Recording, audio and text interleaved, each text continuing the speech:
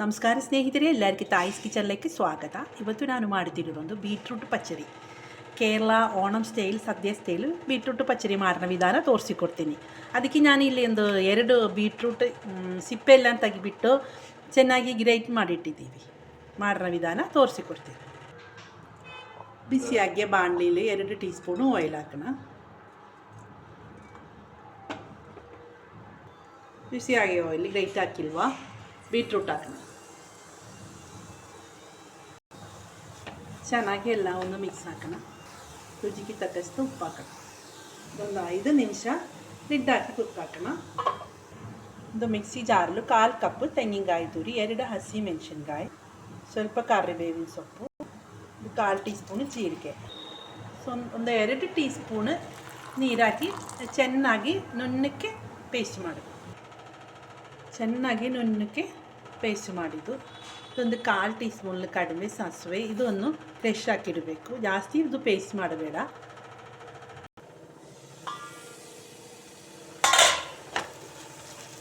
Lid open ಹಾಕಿ ಇದೊಂದು mix ಹಾಕೋಣ. ಈಗ ಬೀಟ್ರೂಟ್ ಎಲ್ಲ ಕುಕ್ ಆಗೋದು, ಇದು ಬೇಗ ಕುಕ್ ಆಗುತ್ತೆ. ಗ್ರೈಂಡ್ ಮಾಡಿದಲ್ವ, 5 ನಿಮಿಷ ಅಷ್ಟೇ ಸಾಕು. ಇನ್ನೊಂದು ತೆಂಗಿನಕಾಯಿ ಪೇಸ್ಟ್ ಎಲ್ಲ ಹಾಕಿಲ್ವಾ, ಅದು ಹಾಕೋಣ. ಚೆನ್ನಾಗಿ ಎಲ್ಲ ಮಿಕ್ಸ್ ಹಾಕೋಣ. ಈ ತೆಂಗಿನಕಾಯಿ ತುರಿದು ಪೇಸ್ಟ್ ಹಾಕಿಂದ ಇಲ್ಲ ಹಸಿ ವಾಸನೆ ಎಲ್ಲ ಹೋಗೋವರೆಗೂ ಇದು ಚೆನ್ನಾಗಿ ಈ ರೀತಿಲಿ ಒಂದು 2 ನಿಮಿಷ ಮಿಕ್ಸ್ ಹಾಕೋಣ. ಮಿಕ್ಸಿ ಜಾರಲ್ಲಿ ಸ್ವಲ್ಪ ನೀರು ಹಾಕಿ ಅದು ಹಾಕೋಣ. ಜಾಸ್ತಿ ನೀರು ಹಾಕೋಕ್ಕೆ ಅವಶ್ಯಕ ಇಲ್ಲ. ಇದೆಲ್ಲ ಒಂದು ಡ್ರೈ ಆಗಿದ್ದು.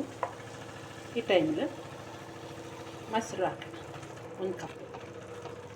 ನಿಮ್ಗೆ ಎಷ್ಟು ಉಳಿಬೇಕಾ ಅಷ್ಟು ಹಾಕಬೇಕು. ಮೊಸರು ಹಾಕಿ ಕುದಿಸಬೇಡ, ಒಂದು ಚೆನ್ನಾಗಿ ಬಿಸಿಯಾಗಿ ಸ್ಟವ್ ಆಫ್ ಮಾಡಬೇಕು. ಇಷ್ಟೇ ಸಾಕು. ಬೀಟ್ರೂಟ್ ಪಚ್ಚಡಿ ರೆಡಿಯಾಗಿದೆ. ಇನ್ನು ಒಗ್ಗರಣೆ ಮಾಡಬೇಕು. ಜಾಸ್ತಿ ಸ್ಟವ್ ಇದಾಗಬೇಡ, ಕುದಿಸಬೇಡ. ಚೆನ್ನಾಗಿ ಒಂದು ಬಿಸಿ ಆಗಬೇಕು ಅಷ್ಟೇ. ಬಿಸಿಯಾಗಿ ಆಯಿಲ್ ಒಗ್ಗರಣೆಗೆ ಸಾಸಿವೆ, ಒಣಮೆಣಸಿನ್ಕಾಯಿ ಹಾಕಿ, ಸ್ವಲ್ಪ ಕರಿಬೇವಿನ ಸೊಪ್ಪು ಹಾಕಿ ಒಗ್ಗರಣೆ ಹಾಕೋಣ.